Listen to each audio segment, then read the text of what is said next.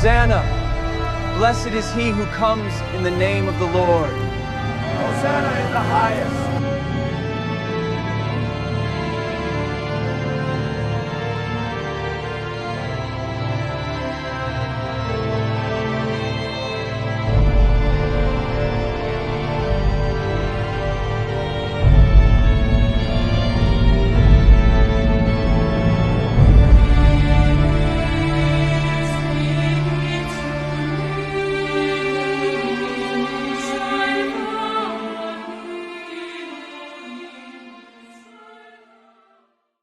Una de las responsabilidades de un pastor es oficiar y predicar en funerales.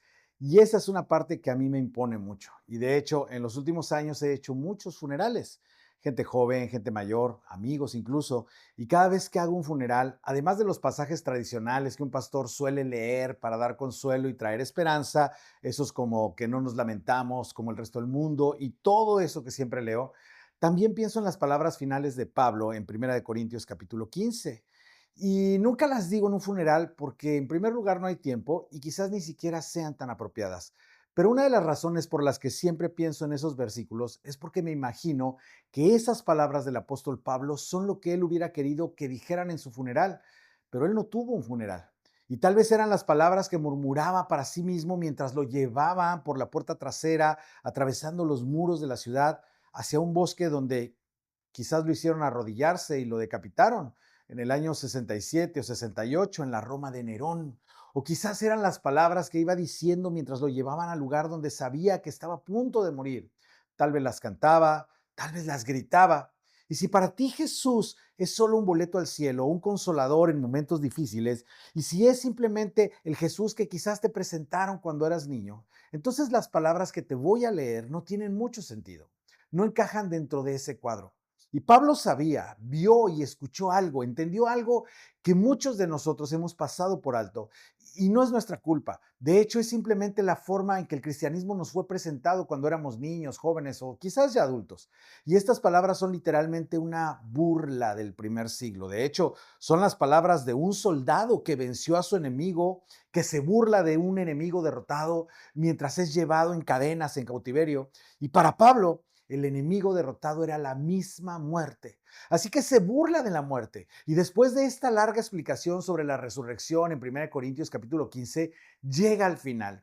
Y estas palabras fueron dadas como consuelo para los cristianos del primer siglo que se preguntaban qué pensaba o qué pasaba cuando un cristiano moría. Y al final lo expresa como una burla. La muerte ha sido devorada por la victoria.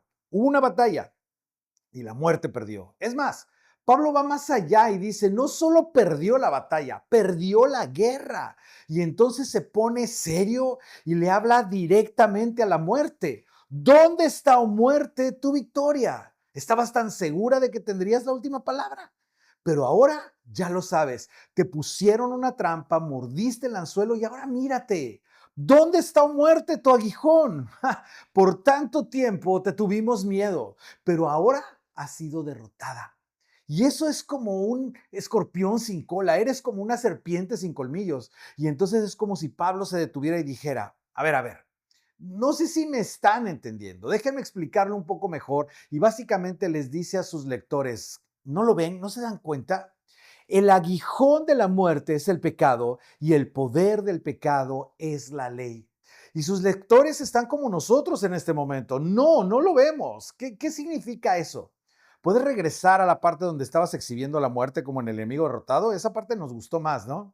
Y entonces lo hace. Regresa a esa narrativa donde está celebrando el final de la muerte y dice en términos militares, de hecho, pero gracias a Dios que nos da la victoria por medio de nuestro Señor Jesús Cristo. Es decir, el ungido, el rey, el Señor, el rey supremo. Y entonces escuchamos y pensamos, a ver, ¿nos estás diciendo que Jesús venció a la muerte? ¿Que Jesús derrotó a la muerte? Y Pablo diría, sí. ¿Por qué se sorprenden? ¿No conocen la historia? Y la mayoría de nosotros, pues diríamos esto, porque pensamos así, ¿no? tenemos un marco teológico y esta es la historia que no sabemos, que Dios creó todo perfecto y luego el ser humano pecó y entonces Dios envió a Jesús y si creemos en Jesús, nos vamos al cielo. No se trata de eso, no es esa la historia. Y Pablo nos diría, no, esa no es la historia. Se perdieron la parte principal y nos llevaría a la carta que le escribió a los cristianos en Roma, en la Roma de Nerón, de hecho. Y dice, miren, ya les habría escrito yo que la muerte reinó. Sin embargo, desde Adán hasta Moisés la muerte reinó, incluso sobre los que no pecaron quebrantando un mandato. Y les dice, miren, tienen que imaginar que la muerte era como un rey malvado que controlaba el destino de toda la humanidad, de toda la raza hecha imagen de Dios.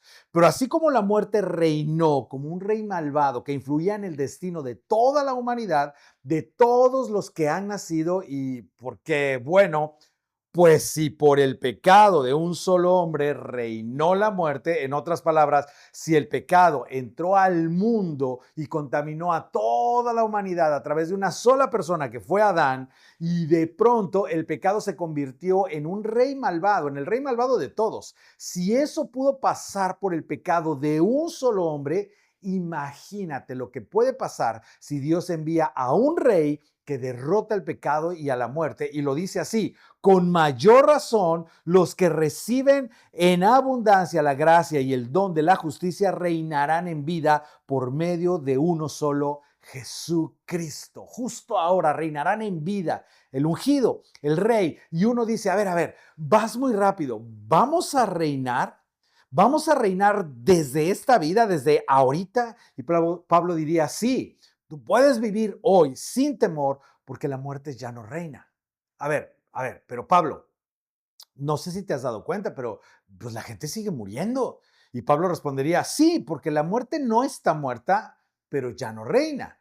Ya no tiene la última palabra. Ha sido despojada de su poder porque antes, de hecho, la muerte tenía la última palabra porque la muerte es consecuencia del pecado. Lo aprendimos desde el primer libro de la Biblia, en Génesis. Dios le dijo a Adán y Eva, si comen, si desobedecen, morirán. En el momento en que pecaron, la muerte comenzó a reinar sobre toda la humanidad, sobre toda la raza humana, todos los descendientes del primer hombre y la primera mujer que Dios creó. Ahora, esto es muy importante, quizás ya lo sabías. El pecado es la causa y la muerte es el efecto. Y Jesús aplastó tanto la muerte como el pecado y los dejó sin poder sobre ti. Ahora, si estamos siguiendo el argumento, aunque es un poco difícil porque Pablo escribe con frases larguísimas y el griego es muy diferente al español, de hecho no había puntuación ni mayúsculas, es como que, ok, creo que te estamos siguiendo, Pablo, pero tenemos unas preguntas y esta es la pregunta que deberíamos hacernos. ¿Cómo pasó? ¿Cuándo ocurrió ese conflicto épico entre Jesús y la muerte? Y eso nos lleva de regreso a donde nos quedamos la semana pasada. Y si no escuchaste el mensaje anterior, necesitas hacerlo porque estamos retomándolo desde ahí. Pero ahora, a partir de lo que Pablo acaba de decir, tenemos un nuevo y correcto marco de referencia para esta historia tan conocida que vamos a ver el día de hoy. ¿Están listos? Porque esto es nuevo, es diferente y de hecho puede ser perturbador, pero en el mejor sentido posible. Así que aquí vamos. Jesús va camino a Jerusalén. Ahí nos quedamos la semana pasada. Sabe que será arrestado y ejecutado. Se lo ha dicho a sus discípulos una y otra vez y no lo entienden o no lo creen. Piensan que es una metáfora porque, a ver, tú eres el Rey Supremo, no vas a morir, ¿verdad? Pero Jesús sabe que será arrestado y ejecutado. Y no se acerca a Jerusalén simplemente como un sacrificio por el pecado. No va solo a morir, de hecho, él va a conquistar. Se acerca como un rey listo para la batalla y no una batalla contra Roma. Eso era lo que ellos querían.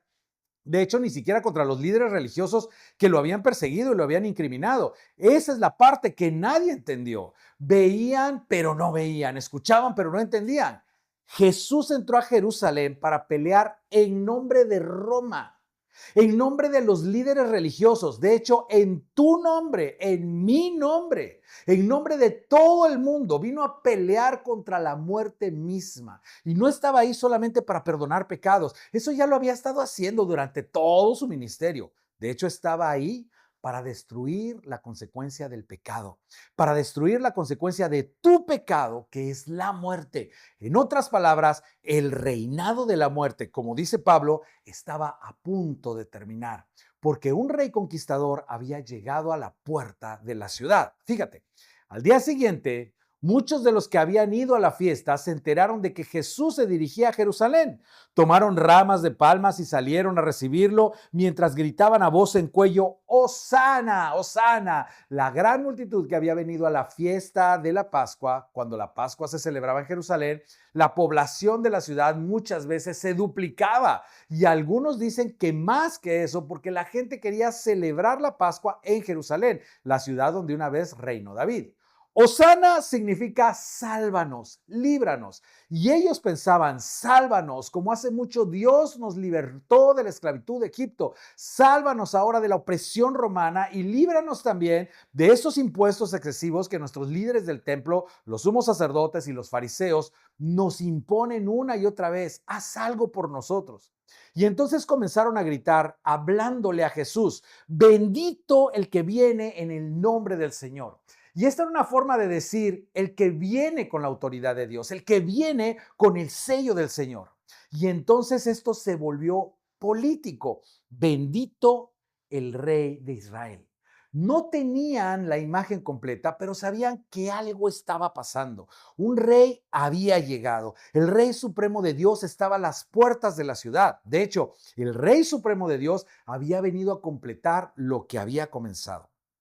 Ahora, si juntas todos los relatos, las cosas suceden muy rápido. Jesús entra en la ciudad y desaparece, y luego aparece en el templo y desaparece otra vez, y cada noche salía de la ciudad y dormía afuera, y muy temprano regresaba y enseñaba en el templo, y desaparecía en la noche y regresaba a los montes una y otra vez, una y otra vez. Las expectativas crecían, había avistamientos de Jesús por todos lados y también había espías por todos lados. Como vimos la vez pasada, los fariseos habían puesto espías por toda la ciudad diciendo tenemos que seguirlo porque en cuanto termine la Pascua y la gente se regrese a sus lugares, lo vamos a sacar de la ciudad y algo malo le va a pasar. Vamos a arrestarlo, pero vamos a esperar a que termine la Pascua porque necesitamos saber dónde está y necesitamos separarlo de la multitud porque donde está la multitud, él es como un héroe. Y Jesús día tras día está enseñando en el templo y en medio de la multitud está Judas, uno de sus 12. Y Judas quizás a mitad de esa semana se da cuenta, a ver, esto no va para ningún lado. Él no va a iniciar una revolución, no se va a establecer como rey, sigue hablando de cosas que no encajan. Esto no está saliendo como yo pensaba. He desperdiciado 3 años y medio de mi vida siguiendo a este supuesto Mesías. Sí, los milagros son increíbles, pero evidentemente no va a ser lo que yo esperaba. Así que decide rescatar algo de esos años perdidos y entonces va con los líderes del templo y les ofrece ayudarles a separar a Jesús de la multitud. Les dice, a ver, yo conozco su agenda, sé dónde está, sé a dónde va, por la cantidad correcta de dinero, yo se los puedo entregar. Jesús sabía que esto estaba pasando. Por eso, en secreto, escoge un lugar dentro de la ciudad para celebrar la Pascua con sus 12, quizás para evitar que Judas lo entregara en medio de la cena, aislado de la multitud. Y se reúne con sus 12 discípulos para la cena de Pascua. Y en ese momento suceden 2 cosas extraordinarias. Primero, anuncia un nuevo pacto, un nuevo acuerdo entre Dios y tú, entre Dios y toda la humanidad. Un pacto completamente nuevo que reemplaza al antiguo. Dios había hecho un pacto con una nación, ahora lo extiende a todo el mundo. Dios levantó una nación para mostrar su grandeza al mundo y de esa nación vendría un nuevo pacto que incluiría a todas las naciones de la tierra, a todos los pueblos. Y en esa misma cena les dice, y ahora como rey les doy un nuevo mandamiento. Porque son los reyes, o solo los reyes, establecen pactos y leyes. Y ese es lenguaje de reino que nos cuesta trabajo entender porque vivimos en un mundo y en una cultura totalmente diferente.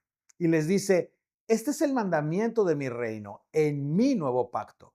Ámense unos a otros como yo los he amado. Y lleven esta ética del reino a donde quiera que vayan. Y no lo olviden, eso incluye amar incluso a sus enemigos. Pedro, a ver, ¿recuerdas cuando incluía a Mateo? Sí, sí, Señor, pensé que a lo mejor ya no quería seguirte. Ok, pero aprendiste a amarlo, ¿no?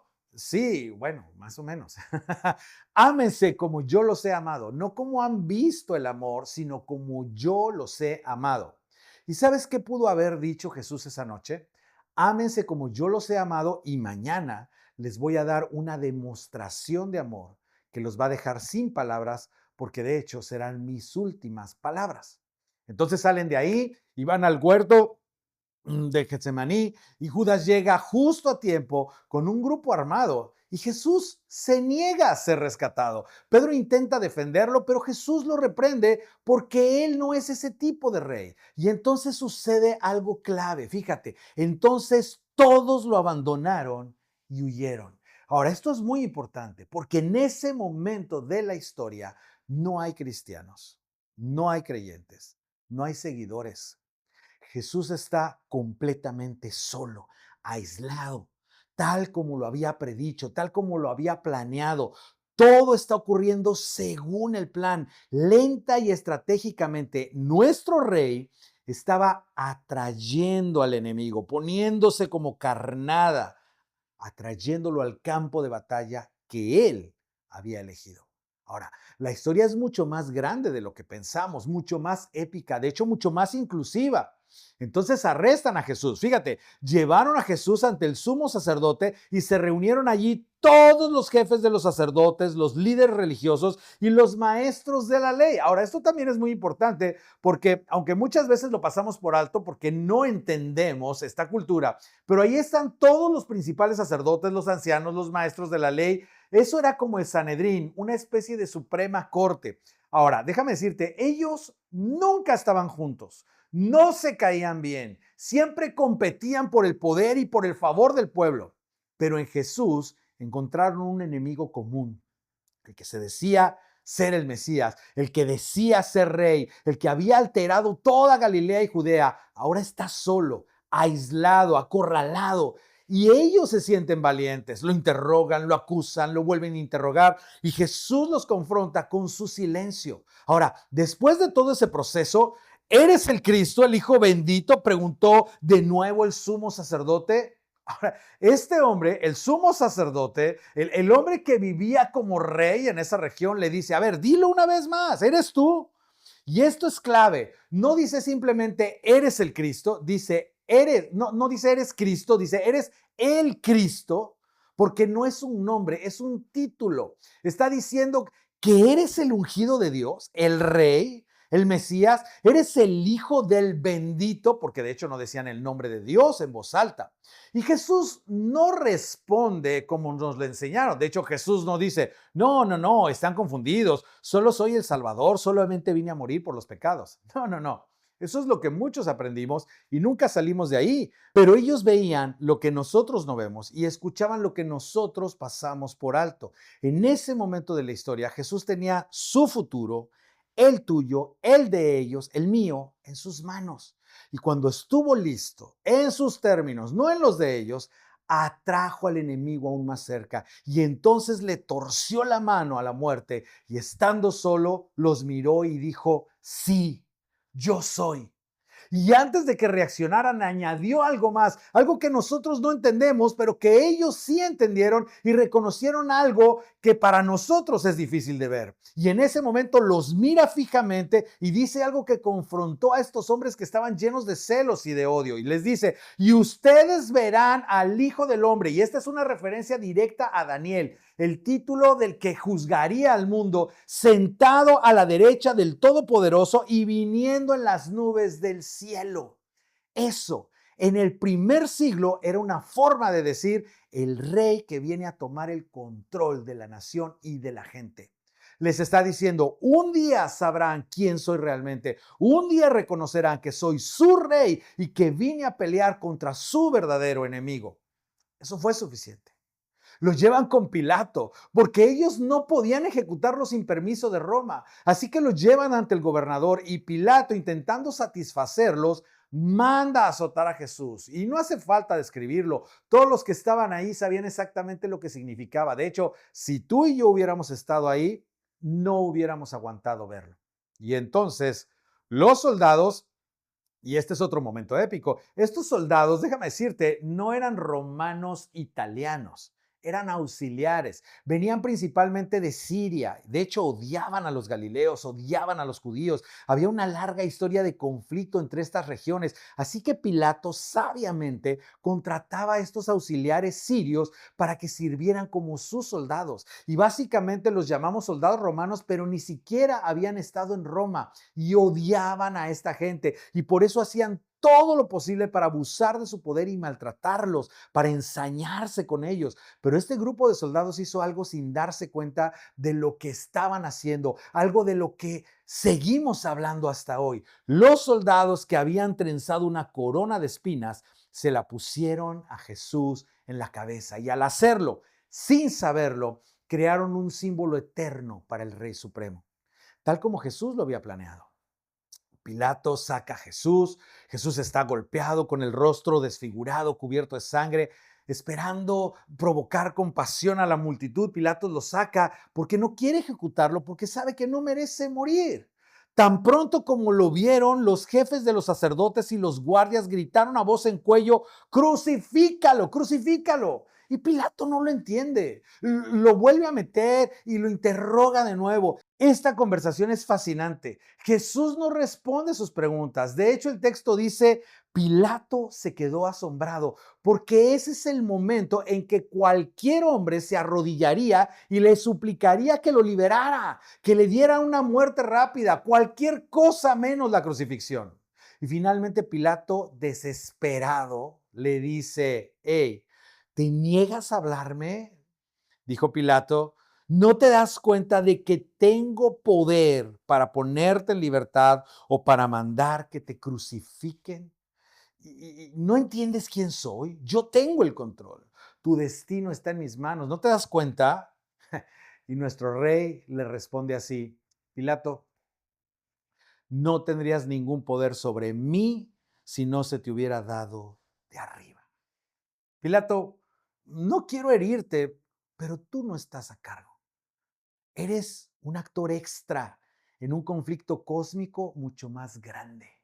Y como les he dicho antes, Jesús pudo haber añadido: y no te preocupes, tu nombre será recordado para siempre, pero no porque alguien vaya a leer tu biografía, no porque les intereses, sino porque aparecerás en los 4 relatos de mi vida por esta decisión en este momento. Pero tú no entiendes lo que estás haciendo. Yo he venido a dar el golpe final a la muerte misma. Pilato intenta liberar a Jesús, pero no lo logra.